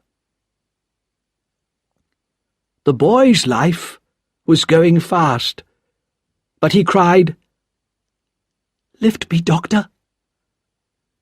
He turned his face towards the older brother. "Marquis," he said loudly, "I call for you and your brother and all your family, now and in the future, to pay for what you have done." Then he fell back, dead. The young woman's fever continued, but I could not save her. She lived for several more days, and once the Marquis said to me, "How long these peasants take to die." When she was dead, the brothers warned me to keep silent. They offered me money, but I refused it, and was taken back to my home. The next day I decided to write to the king's officials. I knew that nobles who did unlawful things were usually not punished, and I expected that nothing would happen. But I did not realize the danger for myself. Just as I had finished writing my letter, a lady came to see me. She said she was the wife of the Marquis of Evrémonde, and she had discovered what her husband and his brother had done. She wanted to help the younger sister of the girl who had died, and asked me where she could find her. Sadly, I did not know, and so could not tell her. But that was how I learnt the brother's name. The wife of the Marquis was a good, kind woman, deeply unhappy in her marriage. She had brought her son with her, a boy about 3 years old. "If I cannot find this poor girl," she said, "I shall tell my son to continue the search after my death. You will remember that, little Charles, won't you?" The child answered, "Yes." Later that day, I sent my letter to the king's officials, and that night there was a knock at my door. My servant, a boy called Ernest Defarge, brought in a stranger who asked me to come at once to visit a sick man in the next street. As soon as I was outside the house, several men took hold of me violently. The Evremond brothers came out of the darkness, and the Marquis took my letter out of his pocket, showed it to me, and burned it. Not a word was spoken. Then I was brought here to this prison, my living grave. I have been here for 10 long years. I do not know if my dear wife is alive or dead. These brothers have sent me no news of my family. There is no goodness in their cruel hearts. I, Alexandre Manette, in my pain and sadness, I condemn them in the face of God. When Defarge had finished reading, a terrible sound rose from the crowd, a long, wild cry of anger and revenge. Death for the hated Marquis of Evremond, enemy of the people.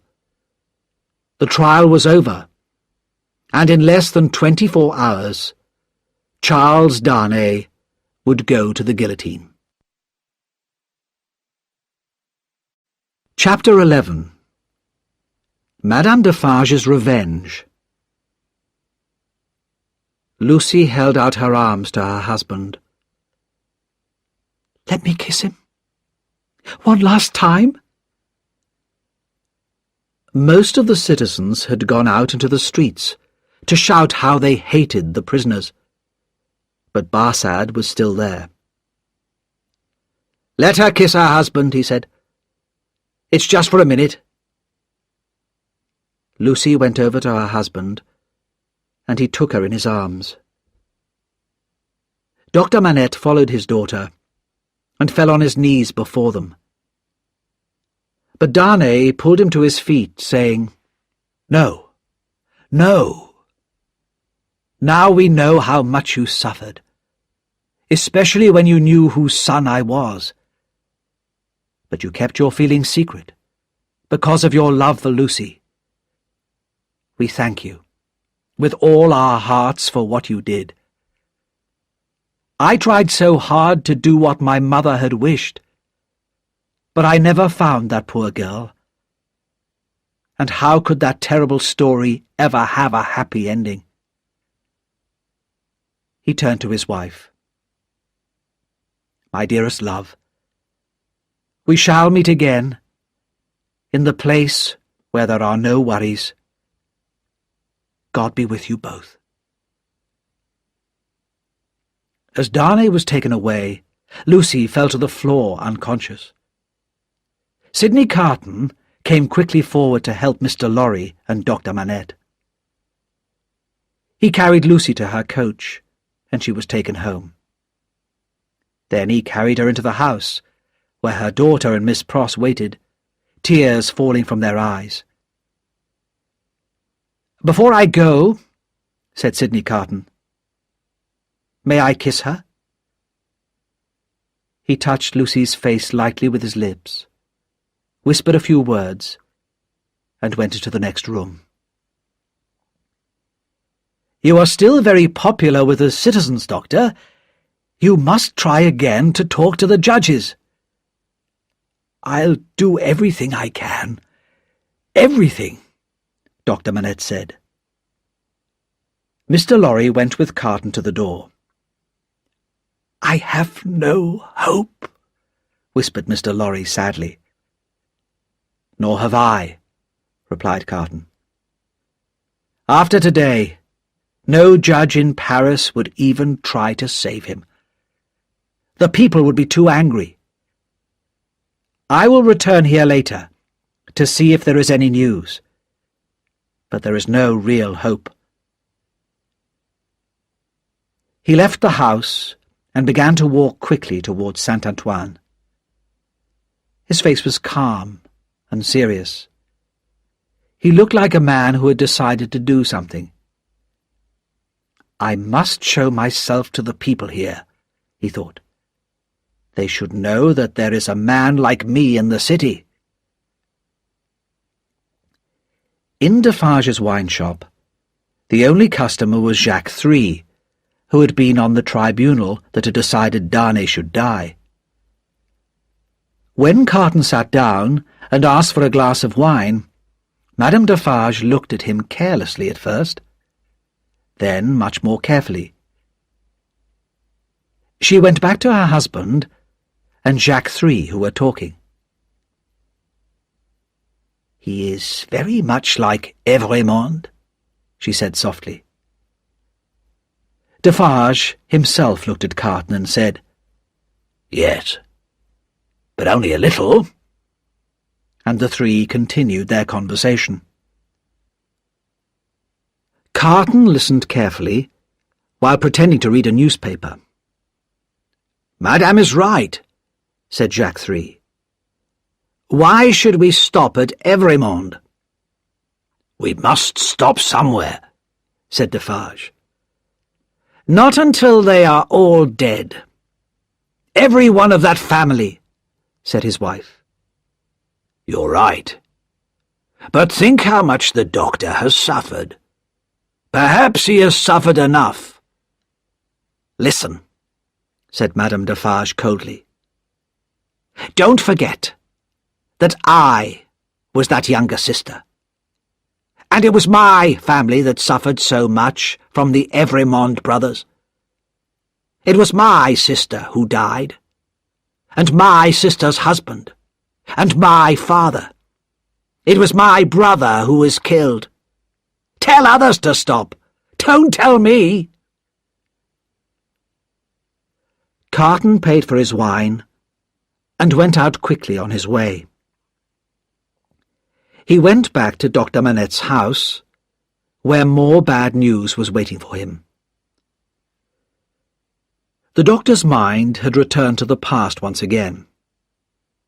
He did not recognize his friends, and wanted only to find his old table and to make shoes. "Listen to me carefully," Carton said to Mr. Lorry. "I believe that Lucy, her daughter, and perhaps even her father, are in great danger. I heard Madame Defarge talking about them tonight. They must leave Paris tomorrow.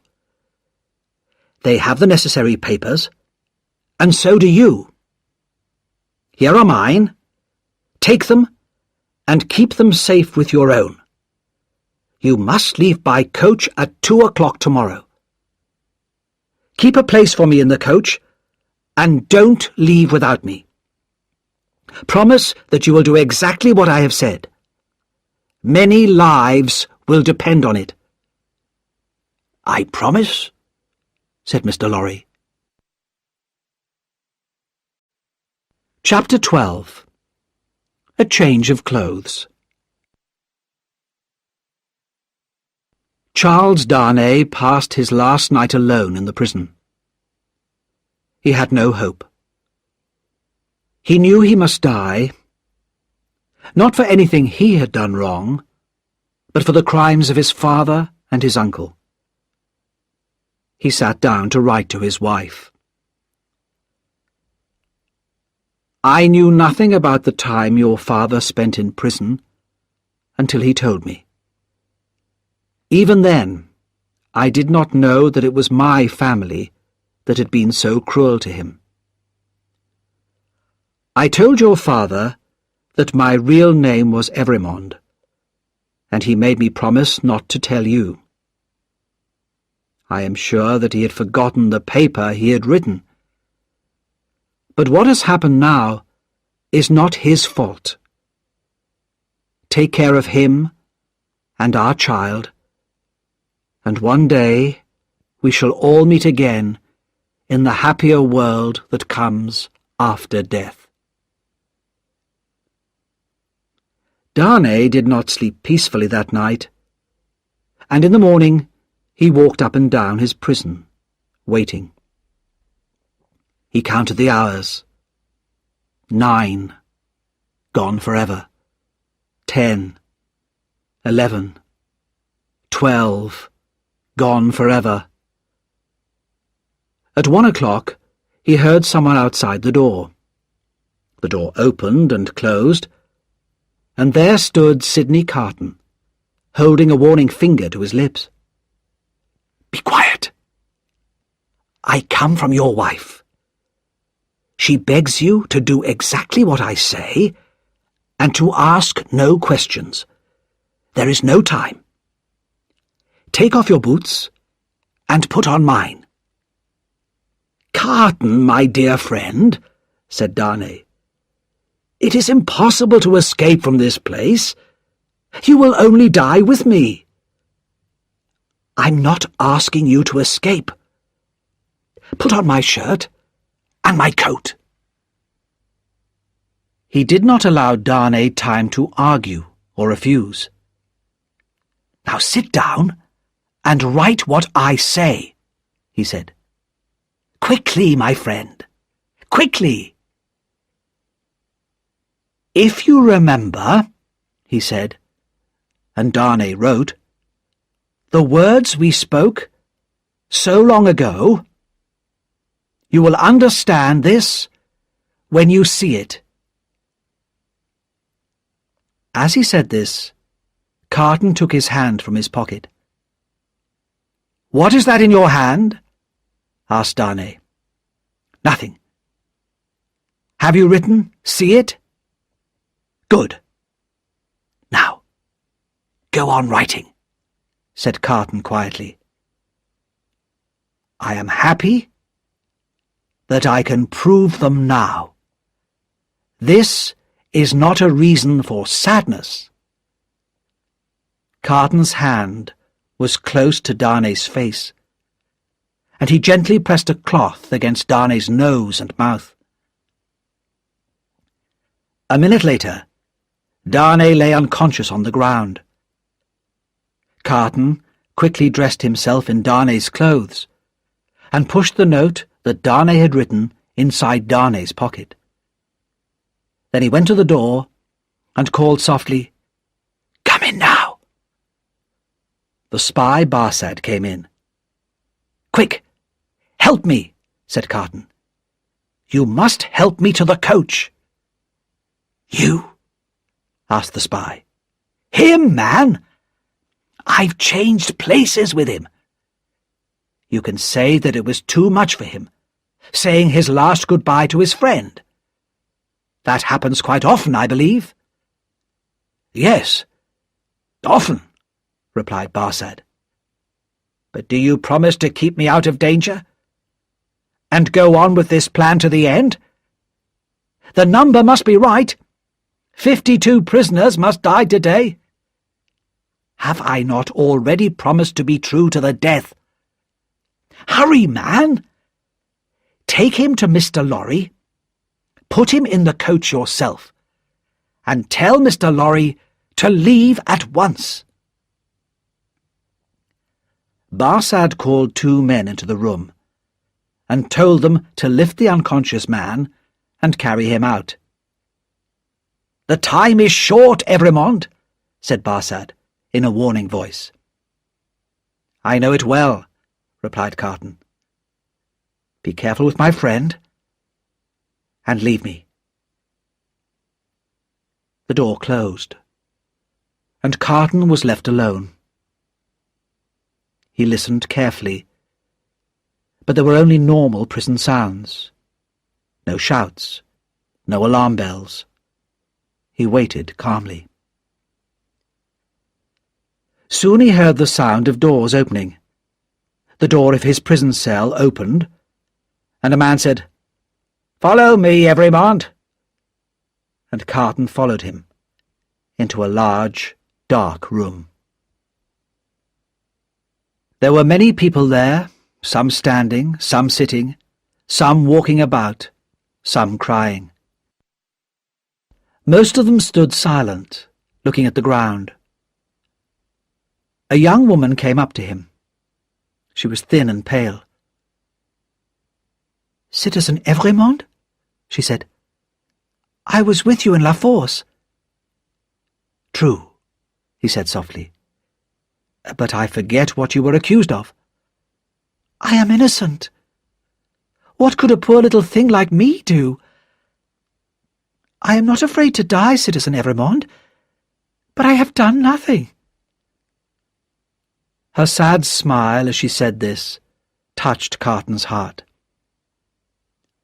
"They say that the revolution will do so much good for the poor people," said the girl. "How can my death help the poor? If it is true, I am willing to die, but I do not know how that can be." "I heard that you were set free, Citizen Evrémonde," she went on. "I hoped it was true." "It was, but I was taken again and condemned." "When we go from here, Citizen Evrémonde, will you let me hold your hand? I am not afraid, but I am little and weak, and it will help to make me brave." The young girl looked into his face, and he saw a sudden doubt come into her eyes, followed by surprise. He touched his lips with his finger. "Are you dying for him?" she whispered. "And his wife and child." "Yes." "Oh, will you let me hold your brave hand, stranger?" "Yes, my poor sister. To the last."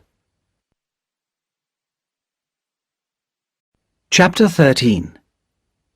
The Last Goodbyes. At that same hour, in the early afternoon, a coach going out of Paris drives up to the gates of the city. "Who goes there? Show us your papers."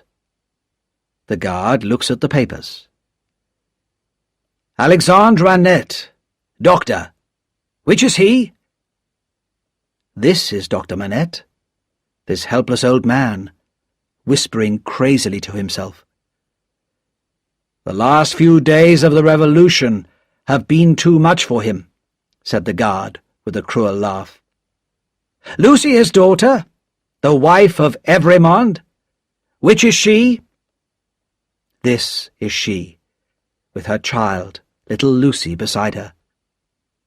"Ah, your husband has another meeting today. Sidney Carton, lawyer, English. Which is he?" "He is here in the corner. He is not well." "And Jarvis Lorry, banker, English. Which is he?" "I am he, and the last," says Jarvis Lorry. "Here are your papers, Jarvis Lorry. You may go." There are wildly beating hearts in the coach, and trembling hands. There is the heavy breathing of the unconscious traveller. But onwards the coach goes. The horses are fast, and there are no shouts behind them on the road. Also that afternoon, Madame Defarge was talking with her friends. "My husband is a good citizen, but he is not strong enough. He feels sorry for the doctor. I say that all the Evrémonde people must go to the guillotine. The wife and the child must follow the husband." "They're both fine heads for the guillotine," says Jacques III. "Their heads will be a pretty sight when they are shown to the people. Yes, they too must die.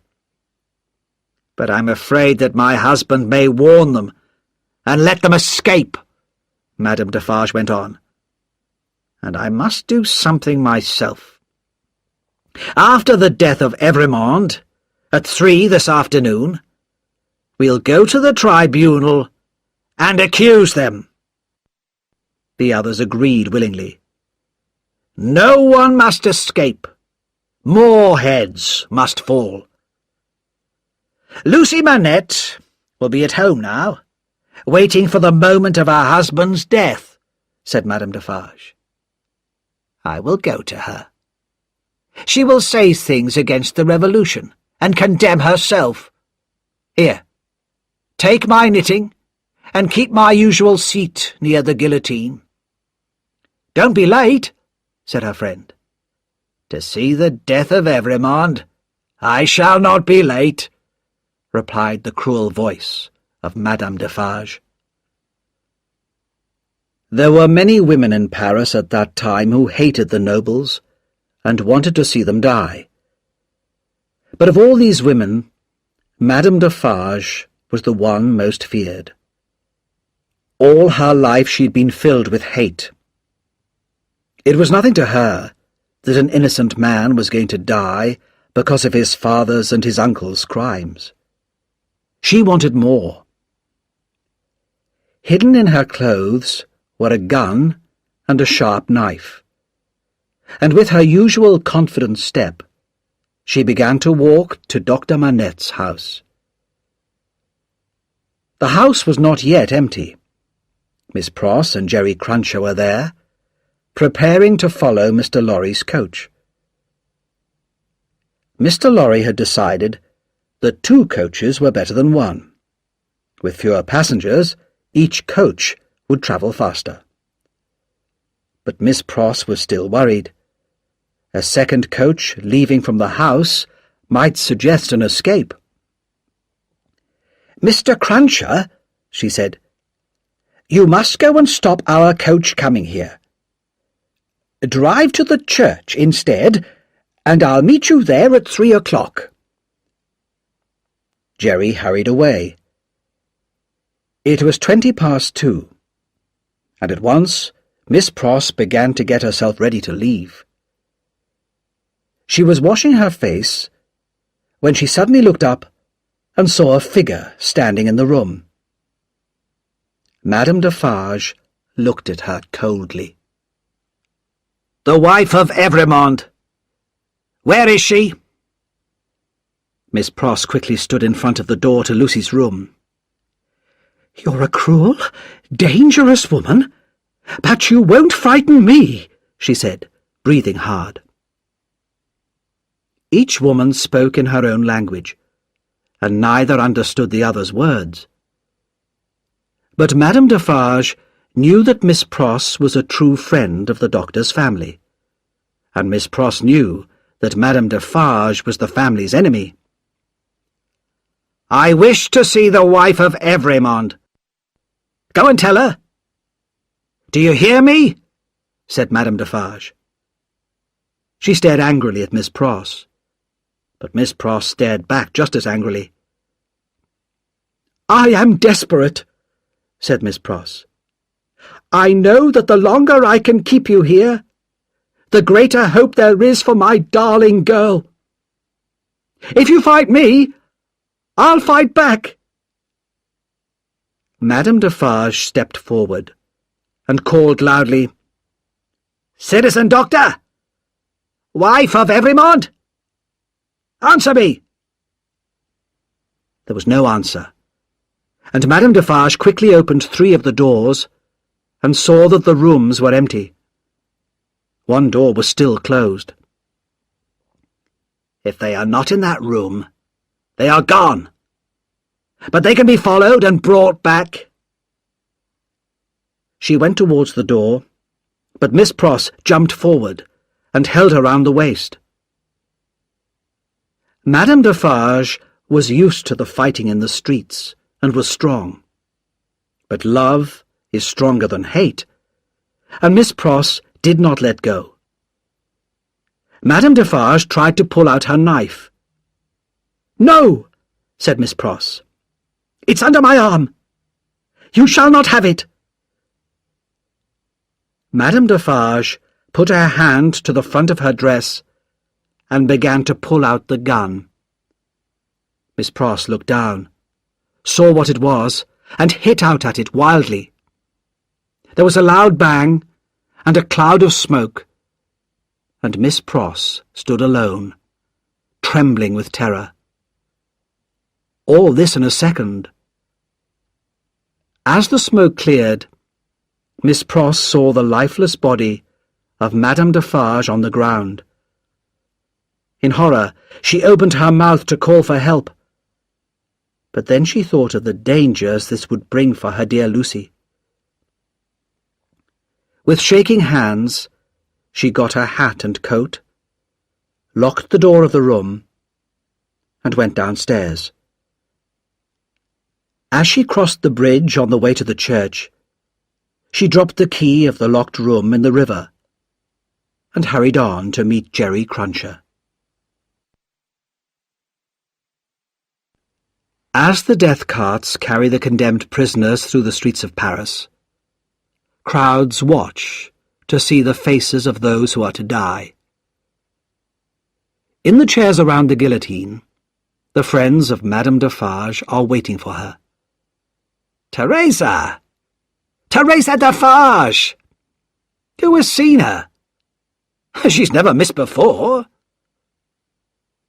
But the death carts have arrived, and the guillotine has already begun its work. Crash! A head is held up, and the women who sit knitting count 1. The supposed Evrémonde helps the young girl down from the cart. He carefully places her with her back to the guillotine, and she looks up gratefully into his face. "Because of you, dear stranger, I am calm. I think you were sent to me by God," she whispers. "Or perhaps he sent you to me," says Sidney Carton. "Keep your eyes on me, dear child, and do not think of anything else." "I do not mind while I hold your hand. I shall not mind when I let it go, if they are quick." "They are quick, fear not." She kisses his lips. He kisses hers. Now the guillotine is waiting. The young girl goes next, before him. The women count 22, and Carton walks forward. 23. They said of him that it was the most peaceful face ever seen there. What passed through Sidney Carton's mind as he walked those last steps to his death? Perhaps he saw into the future.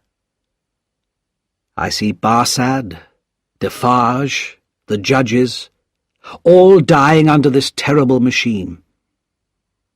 I see a beautiful city being built in this terrible place. I see that new people will live here, in real freedom.